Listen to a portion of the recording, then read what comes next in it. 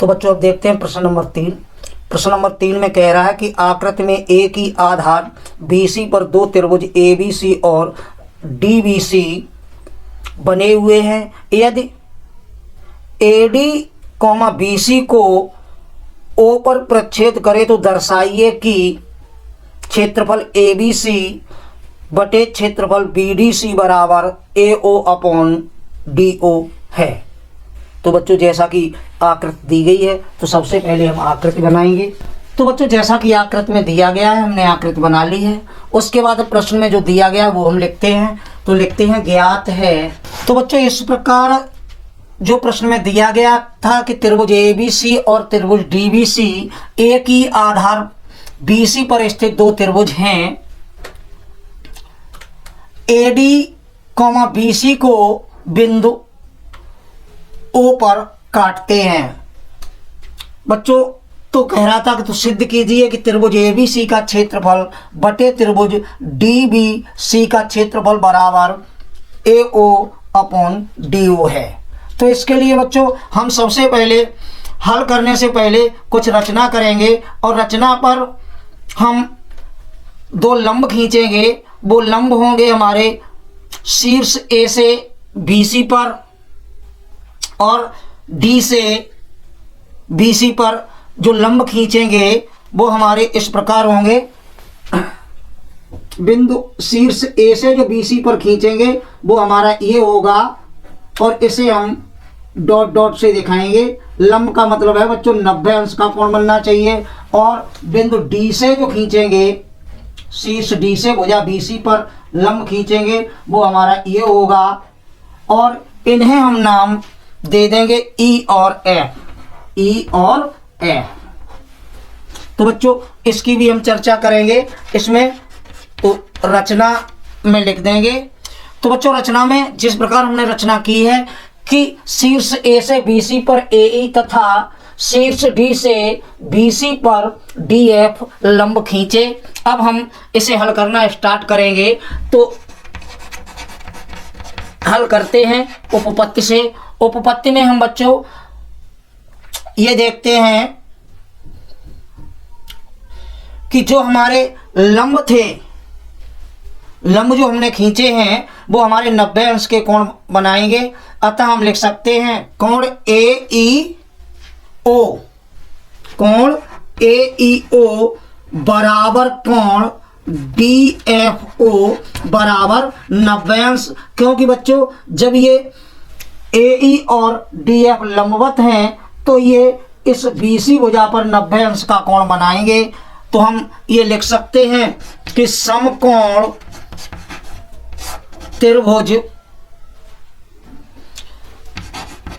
AEO और समकोण त्रिभुज DFO में बच्चों हमने दो त्रिभुज लिए हैं। एक तो है AEO और दूसरा DFO।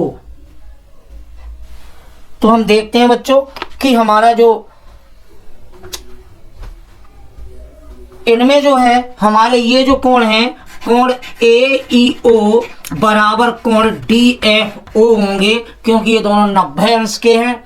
और हम आगे देखते हैं कि हमारे जो शीर्षाभिमुख कोण कहलाएंगे ये वाला और ये वाला। तो कोण AOE बराबर कोण DOF और इसे लिख सकते हैं ये शीर्षाभिमुख कोण है। ये शीर्षाभिमुख कोण होने के कारण हमारा बराबर है। अतः हमने जो त्रिभुज जो दोनों त्रिभुज लिए थे वो समकोण त्रिभुज थे AEO और DFO। इन दोनों त्रिभुजों में हमने देखा कि दो कोण बराबर हैं। अतः हम लिख सकते हैं कोण कोण समरूपता से। बच्चों कोण कोण समरूपता से जब बात आती है तो ये हो गया है कि ये हमारे दोनों त्रिभुज हैं समरूप त्रिभुज हैं। अतः हम लिख सकते हैं त्रिभुज AEO समरूप त्रिभुज DFO। तो बच्चों जब ये कोण कोण समरूपता से ये निष्कर्ष निकला कि ये दोनों कोण हमारे ये दोनों त्रिभुज जो हमारे हैं वो समरूप त्रिभुज हैं। जब ये समरूप हैं तो इनकी संगत भुजाओं के जो अनुपात होंगे वो भी बराबर होंगे। अतः हम लिख सकते हैं अतः AF अपॉन DF और बराबर बच्चों AO अपॉन DO और इसे हम समीकरण 1 दे देंगे। तो बच्चों इस प्रकार हम यहाँ तक पहुँच गए हैं कि हमने जो दोनों त्रिभुज लिए थे वो कोण कोण उपधर्म कोण कोण समरूपता से कि ये दोनों कोण हमारे समरूप हैं। जब ये दोनों कोण समरूप हैं तो इनकी संगत भुजाओं के अनुपात बराबर होंगे। अब हम प्रश्न में जो पूछा गया है उसके अनुसार आगे चलते हैं। तो त्रिभुज ABC का क्षेत्रफल निकालते हैं। अब हम त्रिभुज ABC का क्षेत्रफल निकालेंगे तो आगे लिखते हैं कि त्रिभुज ABC का क्षेत्रफल। बच्चों त्रिभुज ABC का क्षेत्रफल, तो बच्चों त्रिभुज का क्षेत्रफल होता है 1/2 आधार गुणित लंब। तो इसका जो आधार है वो तो BC हो गया है और लंब जो है वो हमारा AE है। लंब हमारा AE है। इसी प्रकार त्रिभुज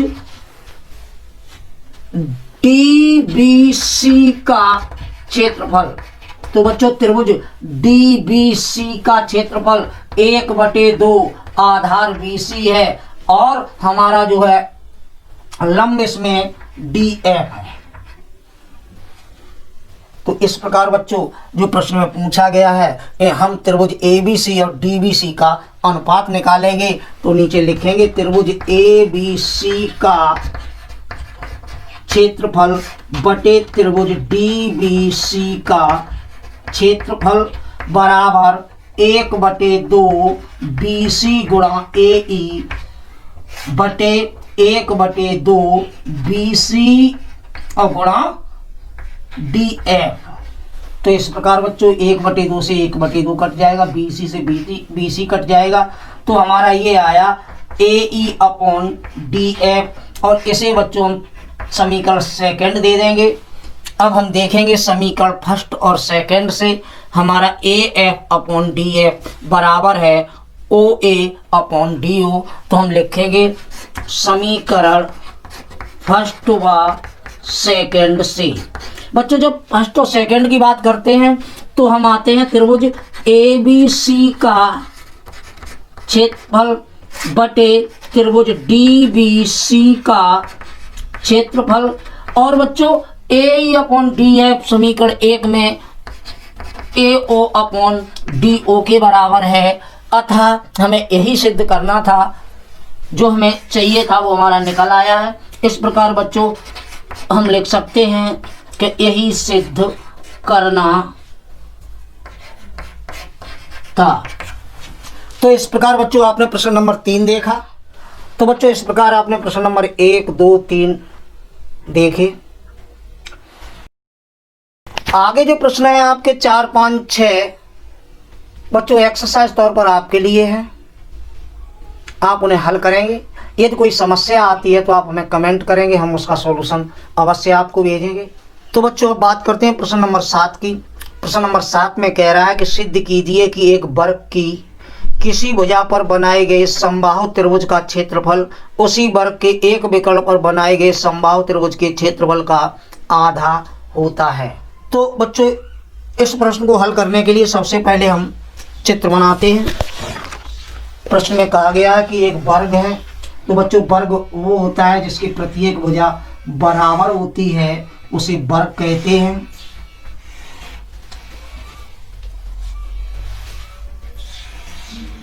बच्चों माना कि हमने ये ABCD हमारा एक वर्ग है और प्रश्न में कहा गया है कि एक वर्ग की किसी भुजा पर बनाए गए समबाहु त्रिभुज। हमने मान लिया इस भुजा पर समबाहु त्रिभुज की विशेषता होती है बच्चों कि इसकी प्रत्येक भुजा की माप बराबर होती है। अतः हम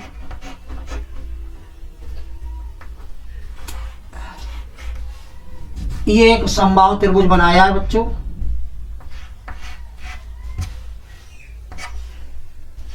और इसे नाम हमने ई दे दिया है। आगे प्रश्न में कह रहा है कि किसी भुजा पर बनाए गए समबाहु त्रिभुज का क्षेत्रफल उसी वर्ग के एक विकर्ण पर बनाए गए यानी कि विकर्ण की लंबाई जितनी होगी उतनी ही लंबाई की दो भुजाएं और खींच देंगे। तो इस प्रकार जो त्रिभुज बनेगा वो भी समबाहु त्रिभुज होगा आपका। मान लीजिए ये है और इसे नाम हम एफ दे देंगे।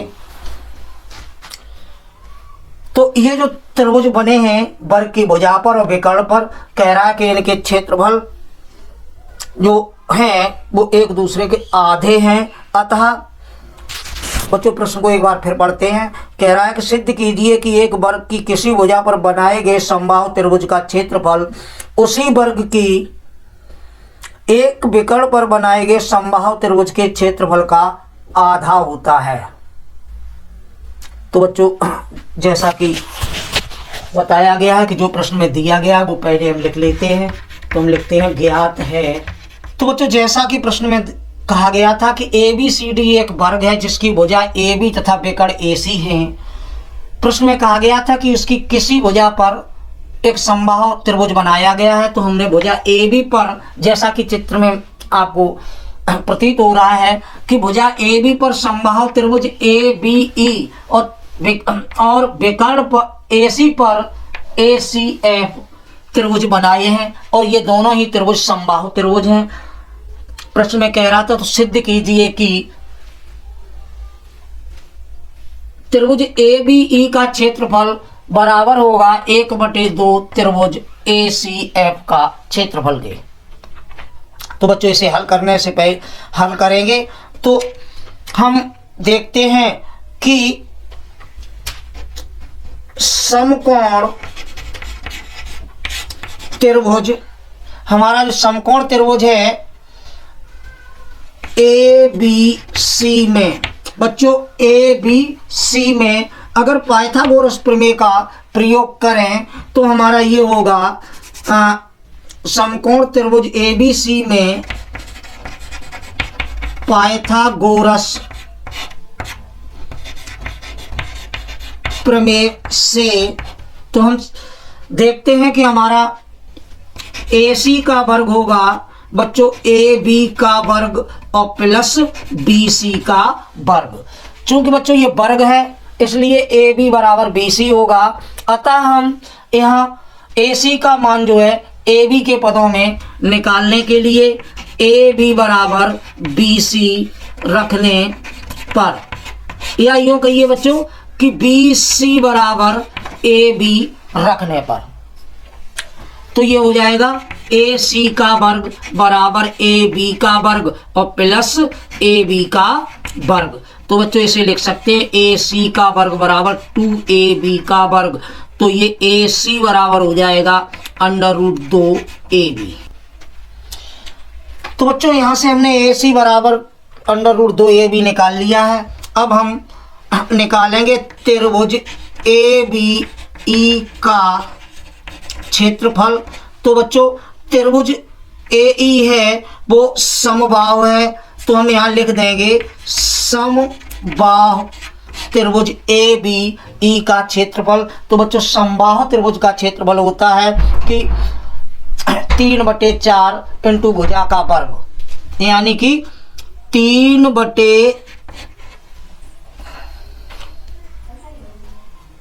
बच्चों समबाहु त्रिभुज का क्षेत्रफल होता है √3/4 इंटू भुजा का वर्ग। भुजा हमारा ए बी है तो हमने ए बी का वर्ग कर दिया है। इसी प्रकार हम निकालेंगे कि समबाहु त्रिभुज, दूसरा हमारा त्रिभुज है ए सी एफ का क्षेत्रफल। तो बच्चों इसका भी √3/4 ए सी का वर्ग। तो बच्चों हमने ए बी और ए सी ये इसलिए ली है कि हमें वैसे तो प्रत्येक भुजा का मान बराबर होगा क्योंकि समबाहु त्रिभुज है, तो हमने अपनी सरलता के लिए ए बी और ए सी भुजा का उपयोग किया है। तो प्रश्न के अनुसार अब हम आगे चलते हैं और इनका क्षेत्रफलों का अनुपात निकालते हैं।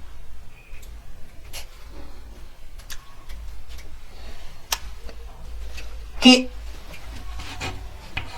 त्रिभुज ए बी ई का क्षेत्रफल बटे त्रिभुज ए सी एफ का क्षेत्रफल।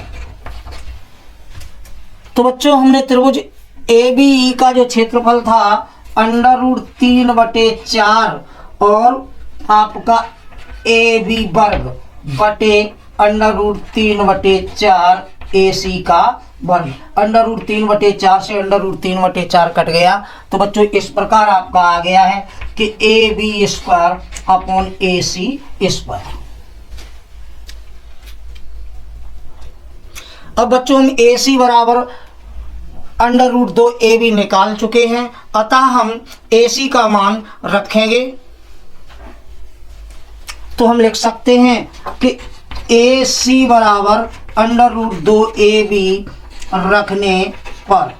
तो बच्चों जब रखते हैं तो आगे देखते हैं कि त्रिभुज ए बी ई का क्षेत्रफल बटे त्रिभुज ए सी एफ का क्षेत्रफल बराबर ए बी का स्क्वायर अपॉन √2 ए बी का स्क्वायर।